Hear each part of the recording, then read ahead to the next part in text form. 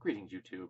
I attend a lot of flea markets. I went to one today at the day of this recording. And one of my favorite ones. It's in Hollis, New Hampshire. Um, and I don't know if you're aware of this, but in New Hampshire, flea markets are really white, profoundly white. You get occasional Hispanic and Asian people, but there are very few black people there. They stand out. When I see a black person at a flea market, I notice it because they are not common at them. And almost all the dealers, the people selling their items, are also white. This is just the way it is in New Hampshire. We're a very white place. And there's a decidedly conservative political slant to a lot of the people that both attend and sell at flea markets. You see lots of things that are not necessarily outright firearms, but the supplies for firearms. You see ammo boxes, slings, scopes, all sorts of things, beyond the fact that people sell actual firearms. It is not hard to buy firearms at a flea market. Okay? I have seen firearms for sale at flea markets, estate sales, and yard sales. I've even seen someone selling a box of ammo, 22 ammo, for $120 with free rifle. So yeah, people get around the laws, and it's not hard to do. Firearms are everywhere, and a lot of them, most of them in America, are owned by white people. And they're the ones that scare me.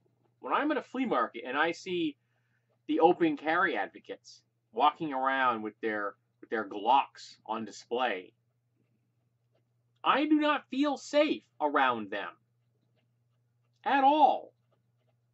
And I'm comfortable around firearms. I don't feel safe because in America, angry white dudes with firearms are a much greater danger to me, whether they're civilians or working for law enforcement, than any terrorist out there. Do you know what the odds of a refugee, a political refugee, coming to America and harming you is? It's like 1 in 3.8 billion or something like that. It's really small. You are far more likely to be struck by lightning. In fact, I believe the chances of being killed by a terrorist in America are something like 10 times the chance of being hit by lightning.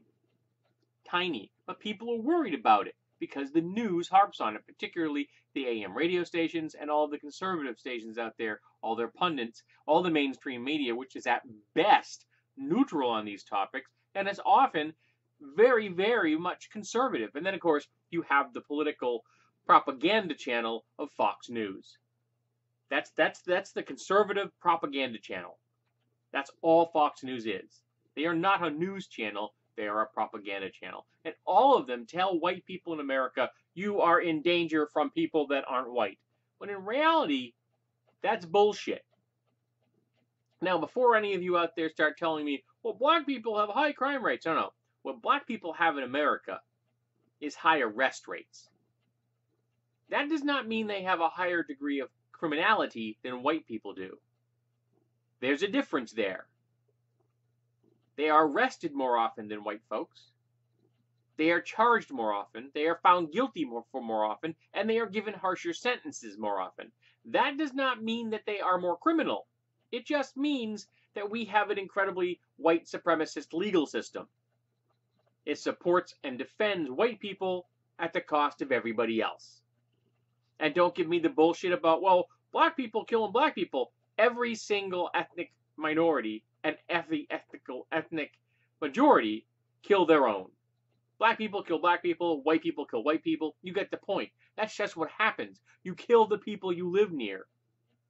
Sad as that is. It's like the old statistic that most people die within 5 miles of home. There's not some horrible magic final destination crap. The reality is most people spend the majority of their life within 5 miles of their house. So yes, they're going to die within 5 miles of their house. So that sounds like a scary statistic, when in actuality, it's just reality.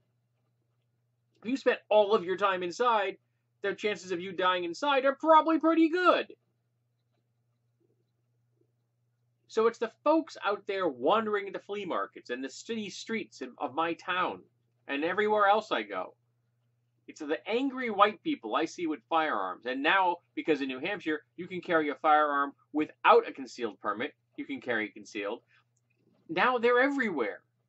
They don't make me feel safe. Angry white people are a danger in America.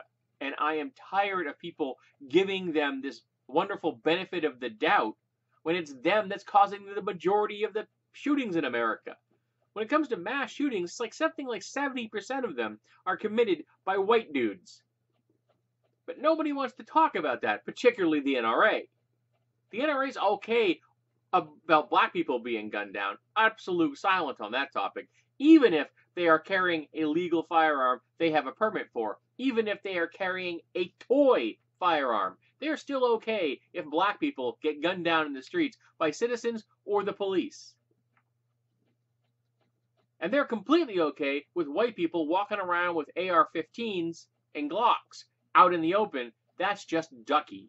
They got no problem with that. That's exercising your Second Amendment rights. This fetishization of firearms is twisted. I often refer to them as ammosexuals because they've taken it well beyond a normal, healthy attitude about firearms. I have a healthy attitude about firearms. I understand them. I know how to use them. I just don't fetishize them. I understand what they are. And I'm not afraid of minorities simply because they are a minority. And I don't think white people are innocent just because they're white people. And I know the statistics, and angry white dudes are a greater risk to me than any foreign person, any immigrant, any refugee, any racial minority. That's the reality I live in. That is the background radiation of my life. And I'm tired of dealing with the crap out there and the narrative being put forth by conservative talk shows and the way that conventional media just softballs everything that the white dudes do, everything that 45 does. They gloss it all over. They don't go after it. They don't go in as depth as I am right here in a friggin' YouTube video on some small channel that doesn't even have 5,000 subscribers. And I'm going deeper than most news channels do. Because my bias isn't to sell ads. My bias isn't because all the people in charge of the company are white. Or they fear the backlash of the NRA. Because I don't. So yeah, it's the white dudes out there. The angry white dudes. And there's lots of flea markets, take my word for it. I listen to them as I walk by. The level of ignorance spouted at flea markets is astounding. I actually listened to someone today that argued with somebody that 30% and 0.3 were different. I listened to this guy for like a good 2 solid minutes as I was just browsing nearby to him. And yet this is the type of person that's going to be wandering around with a Glock on their hip. Or who knows what tucked under their arm. Or in their ankle holster. Or any of the other parts of the body you can hide a firearm on. And there are many. So it's the angry white dudes that scare me. And I'm tired of people just giving them a pass because they're white.